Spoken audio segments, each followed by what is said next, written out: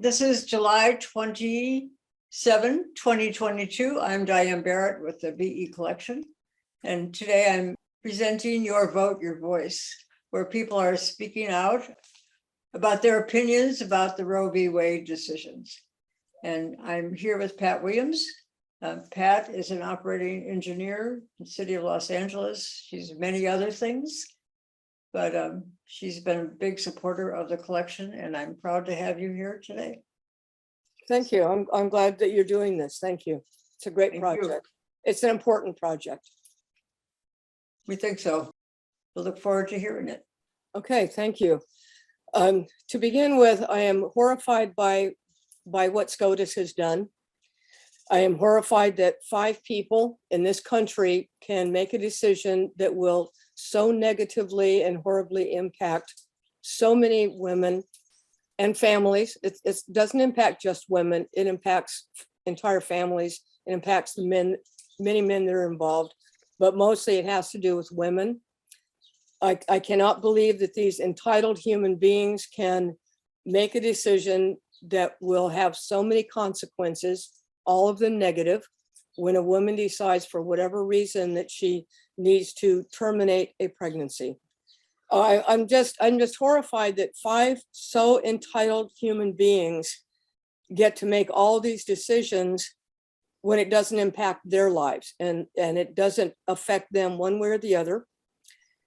They get to choose that we as women have to do something with our bodies that they have nothing to do with. It should be between us, our families, our doctors, our support groups, anybody but the government. The government doesn't care if I have a heart attack and need to have a new heart.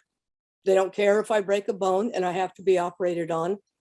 But all of a sudden they care about this bunch of cells that may be inside of a body and want to have it terminated for whatever reason. It doesn't matter what the reason is. It's a reason a woman doesn't want it there, and she should be able to make her decision of how to go forward, just like we as humans can make a decision about anything else with our bodies without government interference and without any laws saying you have to do this.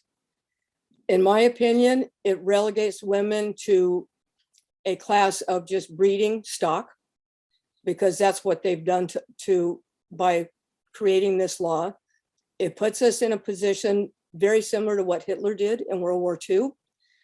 The difference, though, as horrible as what Hitler did with making women breed with his military in order to create an Aryan race, he took care of everybody after the cells that became a viable fetus and a viable child, then he took care of them. Here, as soon as the child is born, nobody cares. There's no assistance, there's no future medical assistance. If there's financial hardship, there's no help for that.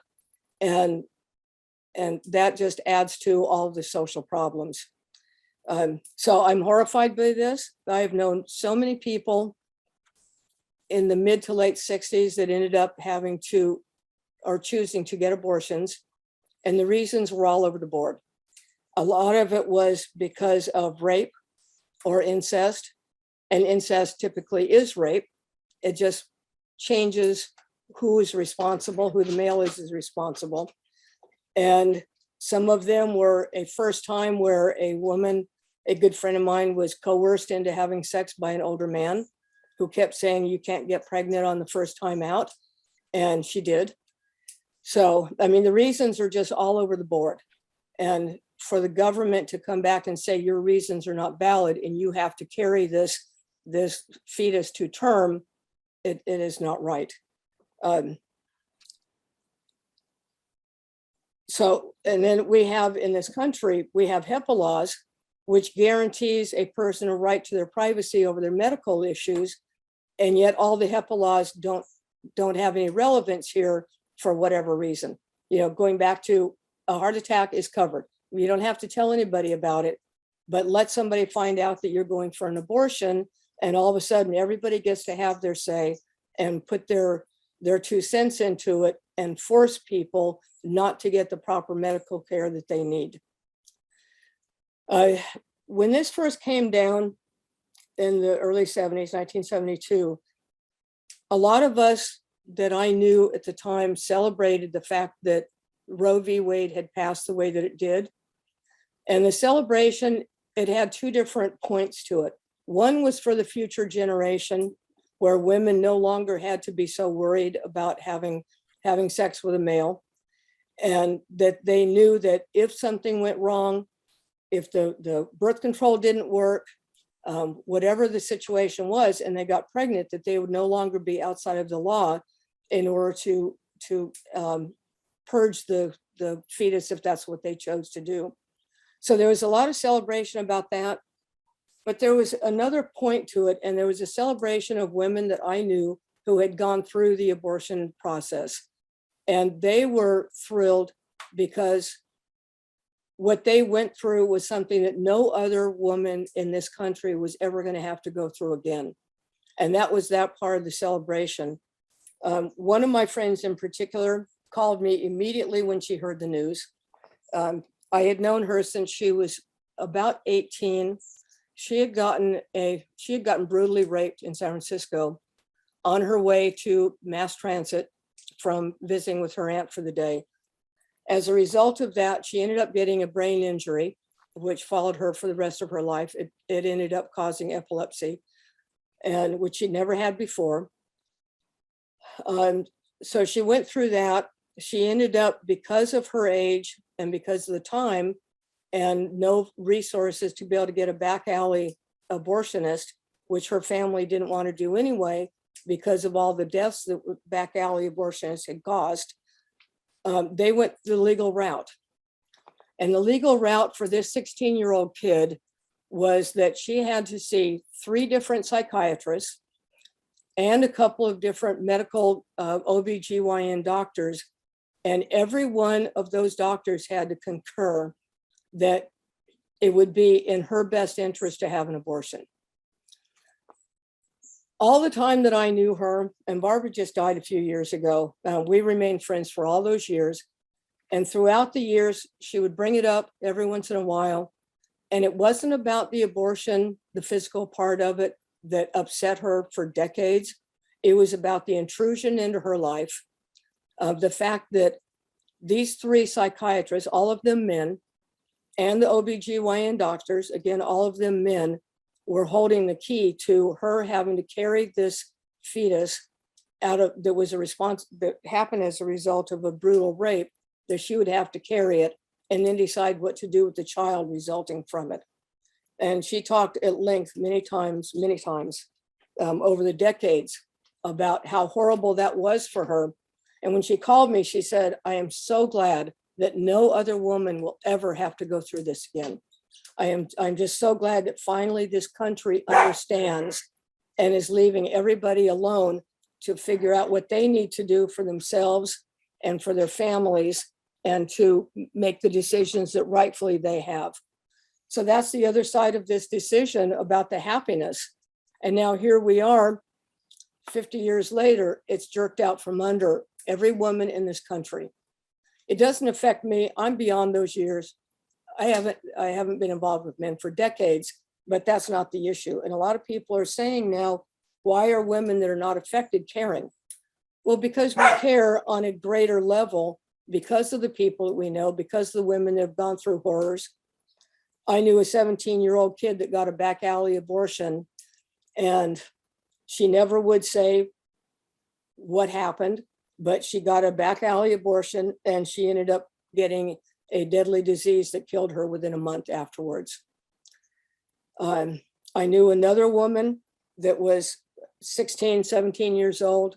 We were in high school together in a small community, and she opted and her mother was helping her, and this was in the late 60s, because they knew that their father was very protective of his daughters, and the family was the mother and the daughter, because they were the only ones that knew about it, and I knew about it. They were afraid that if he found out that she had gotten pregnant, that he would go and kill the man that was responsible for it, and then he would spend the rest of his life in prison. And she didn't want to have the child anyway. Once it became a child, she didn't want to carry it to term. And they had no options but to go through a back alley abortion. And she ended up being okay about it, and later on went on to have a family. But just the horror of them having to go through that and being terrified of the health consequences of an unsafe abortion and everything that went along with that. It was just, it's horrible that women have to go through this. The families have to go through it. There's no reason for this. And this law, we need to do everything that we can in order to fight against this. What I'm thinking is, as angry as we all are, as upset as we all are, we can't throw up our hands. We have to really be organized about it. And we have to do what we can in order to change the political system. Hey, we have to change the political system. Sorry about that. And what I'm going to be doing is donating money to different organizations in order to help women, whether they need to come to California to get abortions or to another sanctuary state. I think that anybody who has the finances to do that, that's one way that we can help overturn this, or at least help the women that are in a situation financially. And we need to really be careful with our politicians. We can't just be angry, we have to act. I'm used to acting because I've been doing it since I was 16 on every kind of issue that's come up. But this one is really important that we get everybody to understand, because when you look at the polls, over 50%, substantially over, does not want this to happen. They want to have a woman's right to choose, even if they themselves don't want to have an abortion. They want anybody who decides they want one to be able to have the option to get it. So, hey, sorry about that. All right. So we need to do what we can in order to get it back so that this law is no longer in action, and that we just have to be able to work as hard as we can to get back on track. I'm already committed to also giving money to different states if I have to, in order to elect better elected officials that are going to be Roe versus Wade, or whatever the new law will be. But I think that we really all have to step up and do everything that we can to stop this, because it has so many social consequences if we don't stop it, on individuals, on society. We already have an overpopulation growth, and I don't know how many more people this is going to end up adding to the state or to the planet. I work with a foster child agency, and at a meeting that we had a few months ago, the question was asked, what effect is Roe v. Wade going to have on the foster care system? We already have 40,000 foster children in Los Angeles alone. How many more is this going to put in if women are forced to have children that they don't want and that they can't financially take care of, or whatever their situation is? It's going to burden the system even more. And there's no way to back out of that. Once a child is there, you have to take care of the child. And we don't have the resources to do that. Yeah, the other thing is, I think that a lot more men need to be encouraged to get vasectomies, because their bodies are not being regulated in all this. It's only women's bodies that are being regulated. So if they're 50% of the problem or the situation, then we need to have more men understanding that a vasectomy is really not difficult. I worked with blue collar men. Many of the men that I worked with over the decades got vasectomies during the time that we worked together, and it was not a big deal. Once men get over that understanding, they're half the problem, so they should be half of the solution. I don't know what else to say, except that I am really upset about this. Everybody that I know is really upset about it, even people who it doesn't affect, or that are young people, how it's going to affect their future. And we need to all stay on top of it and do whatever we can to change it. and change it once and for all, not so that another Supreme Court can come and say during hearings, well, it's decided law. And then the minute that they get a majority, it's taken care of once and for all with no more of this back and forth and you're safe one day and you're not safe another day. This can't continue to go on. And then what this is a stepping stone for a lot of other rights having to do with women and people. Marriage Defense Act is another one. They're planning on taking this further. So this is just another political stepping stone from people that are not affected by the laws that they're doing. So I can't think of anything else to add to it, except that we really need to stand up. We need to get on our political officials. We need to put money at it if we can, whoever is financially, has the financial means to make donations, money talks. And these agencies have to have money to be able to survive and to fight all of this. So I would like to encourage that. So I think that's all I have to say right now. Thank you.